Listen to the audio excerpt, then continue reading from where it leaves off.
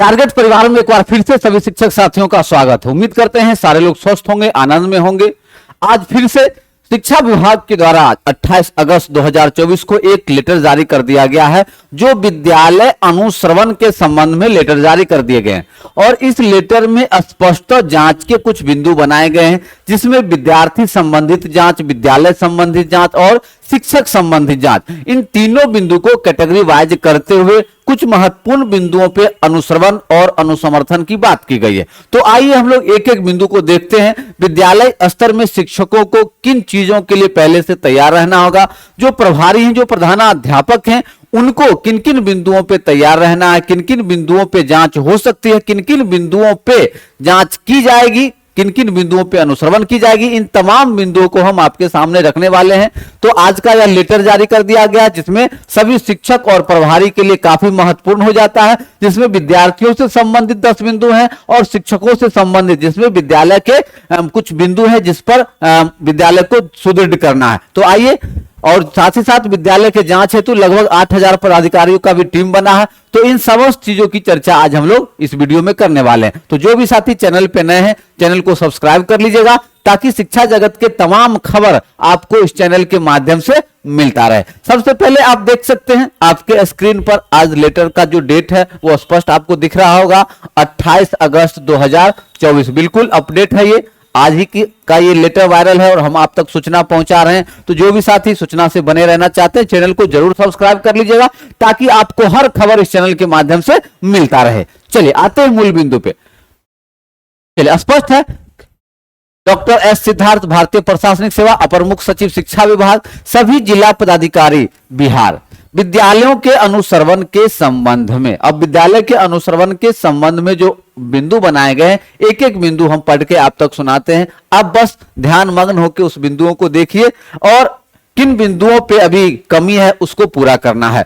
चलिए शुरू करते हैं। आप अवगत हैं कि शिक्षा विभाग बिहार सरकार द्वारा विद्यालय अनुश्रवण हेतु अधोशास्त्री को विभागीय पत्रांक के दिनांक 6/8/24 के द्वारा विस्तृत दिशा निर्देश दिया गया है। लगभग 8000 पदाधिकारी कर्मियों के माध्यम से राज्य के प्रत्येक जिलों में अवस्थित सभी सरकारी प्राथमिक, मध्य माध्यमिक एवं उच्च माध्यमिक विद्यालयों का नियमित अनुश्रवण कराया जा रहा है। तो आप देख सकते हैं लगभग 8000 कर्मी विद्यालय जांच के लिए कंटिन्यू वर्क कर रहे हैं। विद्यालयों के नियमित अनुश्रवण का मूल उद्देश्य यह है कि प्रत्येक सरकारी विद्यालय का संचालन निर्धारित मानक के अनुरूप हो रहा है अथवा नहीं। यदि विद्यालय संचालन में किसी प्रकार की कमी अथवा कठिनाई है, तो अनुश्रवण के माध्यम से उसे ठीक कराया जा सके, ताकि अध्ययनरत बच्चों के लिए विद्यालय में उचित शैक्षणिक वातावरण का निर्माण कर गुणवत्तापूर्ण शिक्षा उपलब्ध करवाया जा सके। तो क्या है विद्यालय जांच व्यवस्था, ताकि शिक्षा व्यवस्था सुदृढ़ हो, इसी के लिए किया गया। इसके तहत क्या क्या किया गया हम हाईलाइट कर देते हैं।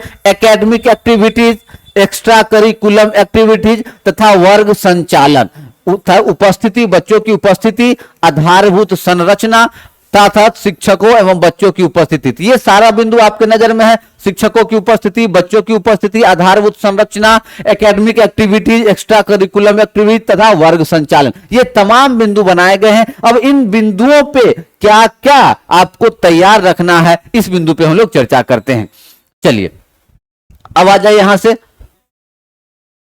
जिला के उप विकास आयुक्त द्वारा जिला का अंतर्गत शिक्षा विभाग के सभी कार्यालय में पदस्थापित सभी पदाधिकारियों, जिला शिक्षा पदाधिकारी, जिला कार्यक्रम पदाधिकारी सहित एवं कर्मियों को विद्यालय अनुश्रवण की जिम्मेदारी दी जाएगी। जिला में मानव बल की उपलब्धता के आधार पर अनुश्रवण करने वाले प्रत्येक पदाधिकारी कर्मी को 3 माह के लिए 10 से 15 विद्यालय आवंटित किए जाएंगे। मतलब 3 से 5 जो पदाधिकारी हैं उनके लिए 10 से 15 विद्यालय आवंटित किए जा रहे हैं, जो जांच करेंगे। उनका जिम्मा रहेगा उन विद्यालय में अनुश्रवण कीजिए, अनुसमर्थन कीजिए, शिक्षा व्यवस्था में कहां कमी दिख रही है उसको सुधार कीजिए, शिक्षक संबंधित, विद्यालय में इंफ्रास्ट्रक्चर संबंधित, कक्षा का संचालन संबंधित, उपस्थिति संबंधित, एक्स्ट्रा करिकुलम एक्टिविटीज, इन सारे बिंदुओं पे जांच के लिए एक रोस्टर तैयार किया जाएगा। ठीक है।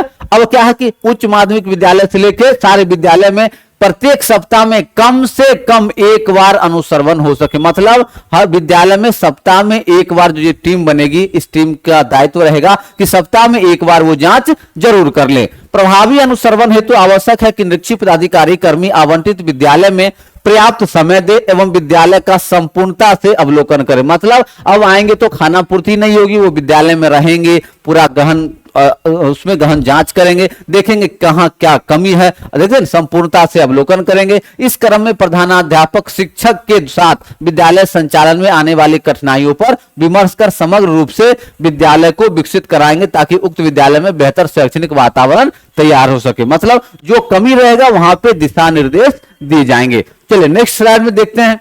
पूरा लेटर हम आपके सामने में एक्सप्लेनेशन करने वाले हैं। जो भी साथी चैनल पे नए हैं सब्सक्राइब जरूर कर लीजिएगा ताकि आपको सारा खबर मिलता रहेगा, आपको इधर उधर भटकने की जरूरत नहीं पड़ेगी। निरीक्षक पदाधिकारी कर्मी अनुश्रवण हेतु आवंटित प्रत्येक विद्यालय का प्रत्येक सप्ताह में एक बार निरीक्षण अनुश्रवण अनिवार्य रूप से सुनिश्चित करेंगे।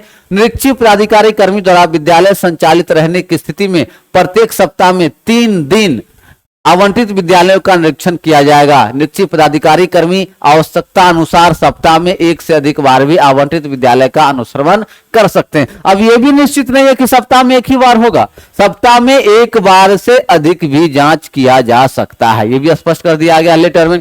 अनुश्रवण के दौरान विद्यालय में पाई गई कमियों को ठीक करने हेतु अनुश्रवणकर्ता जिम्मेदार होंगे। आगामी सप्ताह के अनुश्रवण में विद्यालय में पाई गई कमियों के सुधार की पुनः समीक्षा करेंगे। यदि कमी यथावत पाई जाती है तो कमी दूर होने तक अनवरत प्रयास करते रहेंगे जब तक उक्त कमी पूर्ण रूपेण ठीक न हो जाए। मतलब कंटिन्यू जांच चलती रहेगी जब तक व्यवस्था सुदृढ़ नहीं हो जाती है। यदि निरीक्षक पदाधिकारी अनुश्रवणकर्ता पाई गई कमी को अपने स्तर से दूर कराने में सक्षम नहीं है तो उक्त समस्या को अपने उच्च अधिकारी को अवगत कराने हेतु निराकरण करना सुनिश्चित करेंगे। मतलब अगर उनसे नहीं होता है तो वरीय पदाधिकारी तक बात जाएगी, फिर वो उसको पूरा कंप्लीट करेंगे। चलिए नेक्स्ट स्लाइड में देखते हैं।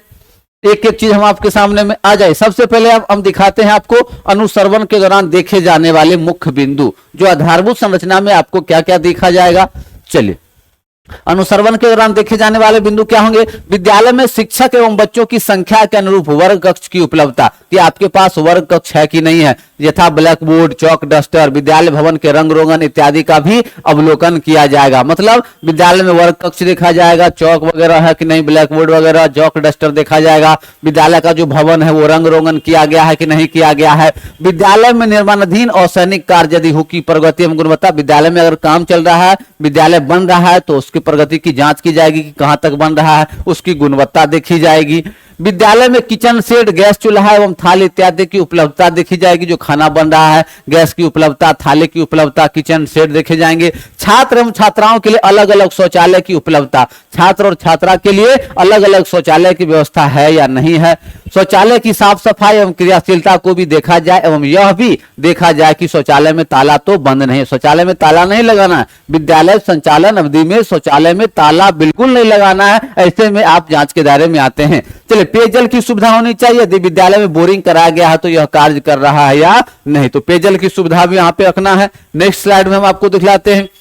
वर्ग कक्ष में आवश्यक उपस्कर होने चाहिए। मतलब क्या है, वर्ग कक्ष में आवश्यक बेंच, डेस्क इत्यादि की उपलब्धता एवं निर्धारित मानदंड के अनुसार उसकी गुणवत्ता होनी चाहिए। माध्यमिक उच्च माध्यमिक विद्यालय में प्रयोगशाला की उपलब्धता एवं उपयोगिता होनी चाहिए। यह भी देखा जाए कि प्रयोगशाला का बच्चों द्वारा नियमित उपयोग किया जा रहा है कि नहीं। आप लोगों को जैसे साइंस किट वगैरह मिलता है तो विद्यालय में वर्ग कक्ष में उसका प्रयोग हो रहा है या नहीं हो रहा है। माध्यमिक उच्च माध्यमिक विद्यालय में पुस्तकालय की उपलब्धता एवं उपयोगिता, यह भी देखा जाए कि पुस्तकालय का बच्चों द्वारा नियमित उपयोग किया जा रहा है। अगर पुस्तकालय है तो पुस्तकालय का उपयोग किया जा रहा है या नहीं किया जा रहा है। मध्य और माध्यमिक उच्च माध्यमिक विद्यालय में आईसीटी लैब की उपलब्धता एवं उपयोगिता, यह भी देखा जाए कि आईसीटी लैब का बच्चों द्वारा नियमित उपयोग किया जा रहा है या नहीं किया जाए। ICT information and communication technology, विद्यालय परिसर में 4 दीवारी की उपलब्धता है, बाउंड्री वॉल है या नहीं है। विद्यालय में बिजली कनेक्शन और मीटर की उपलब्धता है या नहीं, बिजली कनेक्शन है या नहीं, इसको भी देखा जाएगा। वर्ग कक्ष में पंखा, ट्यूबलाइट एवं बल्ब की पर्याप्त उपलब्धता, और यह भी देखा जाए कि वर्ग कक्ष संचालन के समय विद्युत उपकरण का उपयोग किया जा रहा है अथवा नहीं। तो हर वर्ग कक्ष में पंखा होना चाहिए, ट्यूबलाइट होना चाहिए, बल्ब की उपलब्धता होनी चाहिए। ये सारी बातें इंफ्रास्ट्रक्चर में आ जाती है। अब आ जाइए, अब है कि खेल का मैदान, खेल के मैदान की उपलब्धता एवं उपयोगिता, की अगर मैदान उपलब्ध है तो उसका उपयोग हो रहा है या नहीं हो रहा है। खेल सामग्री है तो उपलब्ध है तो बच्चों द्वारा उसका उपयोग हो रहा है या नहीं हो रहा है। यह भी देखा जाए कि खेल सामग्री कॉटन बक्सा में अलमीरा में बंद तो नहीं, ऐसा नहीं है, कि गोदरेज में, अलमीरा में, पेटी में बंद तो नहीं है खेल का सामान, बच्चों को मिल रहा है या नहीं मिल रहा है। विद्यालय विशेषकर माध्यमिक, उच्च माध्यमिक विद्यालय में सैनिटरी पैड, वेडिंग मशीन एवं इंसुलेटर उपलब्ध है या नहीं, यदि हाँ तो बच्चों द्वारा उसका उपयोग किया जा रहा है या नहीं किया जा रहा है। ये +2 विद्यालय के लिए है। विद्यालय परिसर की स्वच्छता एवं सौंदर्यीकरण की स्थिति, विद्यालय परिसर को स्वच्छ और सुंदर बनाना है। अब आ जाइए विद्यार्थियों से संबंधित, अब स्क्रीन पे आ चुका है आपका कि विद्यार्थियों से संबंधित जांच के क्या बिंदु रहेंगे। चलिए विद्यार्थियों से संबंधित देख लेते हैं। कक्षावार विद्यार्थियों का नामांकन एवं वास्तविक उपस्थिति, मतलब नामांकित कितने बच्चे हैं और उनकी उपस्थिति कितनी हो रही है। उपस्थित विद्यार्थी निर्धारित यूनिफॉर्म में है या नहीं। निरीक्षण प्रतिवेदन में यह भी अंकित किया जाए कि कितने प्रतिशत बच्चे यूनिफॉर्म में हैं। अब निरीक्षण जो होगा उसमें स्पष्ट लिखा जाएगा कि कितने प्रतिशत बच्चे यूनिफॉर्म में, तो आप स्कूल ड्रेस पर भी बच्चों को प्राथमिकता देना सुनिश्चित करेंगे। विद्यार्थियों के पास पाठ्य पुस्तक की उपलब्धता है या नहीं। निरीक्षण प्रतिवेदन में यह भी अंकित किया जाए कि कितने प्रतिशत बच्चों के पास पाठ्य पुस्तक उपलब्ध है। कक्षा 1 से 3 के बच्चे स्टूडेंट की टीचिंग लर्निंग मटेरियल के साथ आ रहे हैं या नहीं आ रहे हैं, तो वर्ग कक्ष 1 से लेकर 3 तक जो उनको मिला है किट, वो बच्चे लेकर आ रहे हैं या नहीं आ रहे हैं।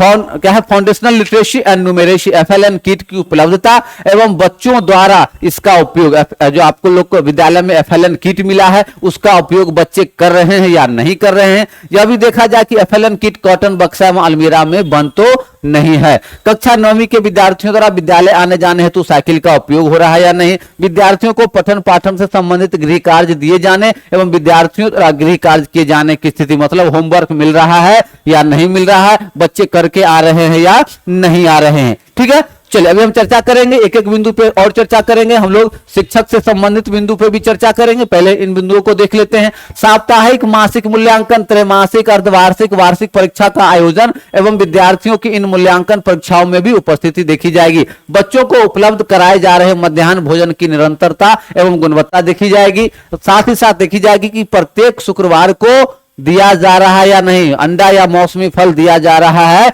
या नहीं दिया जा रहा है। बच्चों के पास आधार कार्ड की उपलब्धता, आधार कार्ड नहीं रहने की स्थिति में प्रत्येक प्रखंड के 2-2 उच्च माध्यमिक विद्यालयों में अधिष्ठापित आधार मशीन के माध्यम से बच्चों को आधार कार्ड बनवाने हेतु प्रेरित किया जाए। अगर आपके विद्यालय के किसी बच्चे का आधार कार्ड नहीं बना है तो आप आधार कार्ड बनवाना भी सुनिश्चित करेंगे। अब आ जाइए शिक्षक से संबंधित कुछ महत्वपूर्ण बिंदु हैं, आज हम उसको फिर से देख लेते हैं। चलिए शिक्षक से महत्वपूर्ण बिंदु क्या क्या है,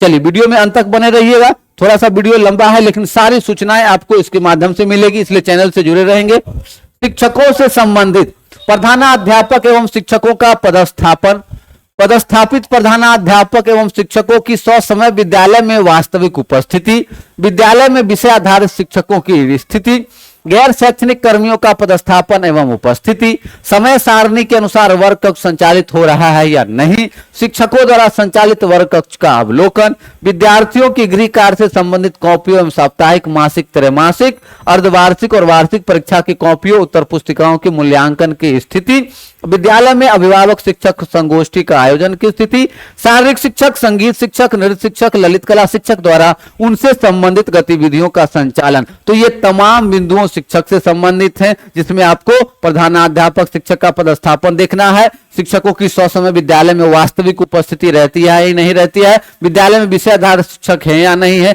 गैर शैक्षणिक कर्मी के पदस्थापन, समय सारणी के द्वारा वर्ग कक्ष संचालन, शिक्षक द्वारा संचालित वर्ग कक्ष का अवलोकन, आपके साप्ताहिक, मासिक, त्रैमासिक जो एग्जाम होते हैं विद्यालय में, उत्तर कापियों का मूल्यांकन का स्थिति क्या है, अभिभावक शिक्षक संगोष्ठी, ये सभी बिंदु जांच के दायरे में रहेंगे। अब आ जाइए, कुछ दिशा निर्देश दिए गए हैं और नामांकित एवं नियमित विद्यालय नहीं आने वाले बच्चों से संबंधित भी, इस पे भी हम लोग चर्चा करेंगे। लेकिन इससे पहले मैं आप लोग को बतला दूं, बस लास्ट ही है कि जो भी साथी इस चैनल के माध्यम से ही, टारगेट ऑनलाइन एजुकेशन के माध्यम से ही सीटेट का बैच पेपर 1 और पेपर 2 के लिए 1 सितंबर से आरंभ हो रहा है। जो भी साथी जुड़ना चाहते हैं वो जुड़ सकते हैं, आपके स्क्रीन पे नंबर है, नंबर नोट कर लीजिएगा। साथ साथ सक्षमता परीक्षा 3 का भी बैच आरंभ कर दिया गया है। जो साथी सक्षमता परीक्षा 3 के बैच में जुड़ना चाहते हैं वे सभी साथी इस बैच से जुड़ सकते हैं। बैच स्टार्ट हो चुका है। Target your goal application install कर लीजिएगा। कोई भी समस्या होगा तो आप नंबर पे संपर्क कर लीजिएगा 9709